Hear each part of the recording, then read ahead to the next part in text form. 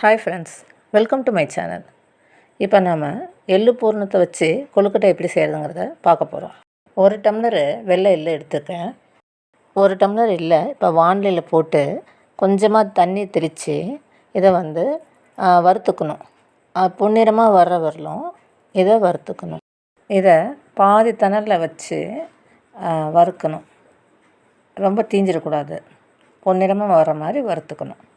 இது பொன்னிறமாக இப்போ வந்துருச்சு. இப்போ கேஸை ஆஃப் பண்ணி ஆற வச்சுக்கலாம். இப்போ இதை மிக்ஸி ஜாரில் போட்டு அரைச்சிக்கலாம். அரைச்ச எள்ளை எடுத்து தனியாக வச்சுக்கலாம். இப்போ 1 டம்ளர் அளவு வெல்லம் எடுத்து அது கொஞ்சம் பொடி பண்ணி வச்சுருக்கோம். இதை நல்லா நைஸ் ஆகிறதுக்கு மிக்ஸியில் போட்டு 2 டம்ளர் நல்லா நைஸ் ஆகிடும். இப்போ அரைச்ச வெல்லத்தூளை எடுத்து எள்ளுத்தூளோட கலந்து வச்சுக்கிறோம். இதை திருப்பி மிக்ஸியில் போட்டு ஒரு ரன் விட்டோன்னா எல்லாம் ஈவனாக கலந்துடும். இப்போ எல்லாமே அரைச்சாச்சு, பூரணம் ரெடி ஆகிடுச்சு. கொழுக்கட்டை மாவு எப்படி செய்கிறதுங்கிறத நான் ஏற்கனவே வீடியோ லிங்கில் கொடுத்துருக்கேன், டிஸ்கிரிப்ஷன் பார்த்துக்கோங்க. அது கூட தேங்காய் பூரணம் எப்படி செய்கிறதுங்கிறதையும் நான் சொல்லியிருக்கேன்.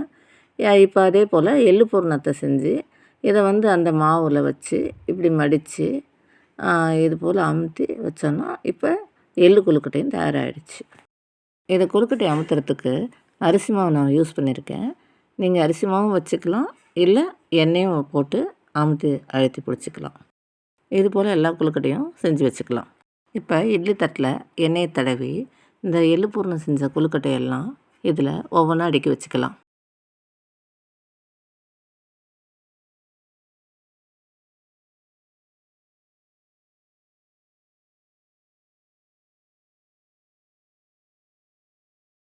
இந்த தட்டையெல்லாம் நம்ம இட்லி பாத்திரத்தில் வச்சு ஒரு புகை வந்ததுக்கப்புறம் ஒரு 7 நிமிஷம் வேக வச்சுட்டு அதுக்கப்புறம் எடுத்துக்கலாம். வேக வச்ச கொழுக்கட்டையெல்லாம் இப்போ ஒரு ஸ்பூன் போட்டு மெல்லியமாக எடுத்து வச்சுக்கலாம்.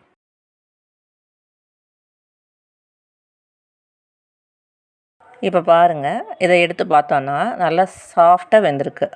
இப்போ இதை நம்ம சர்வ் பண்ணலாம். ரொம்ப நல்லாயிருக்கும், டேஸ்டியாக இருக்கும்.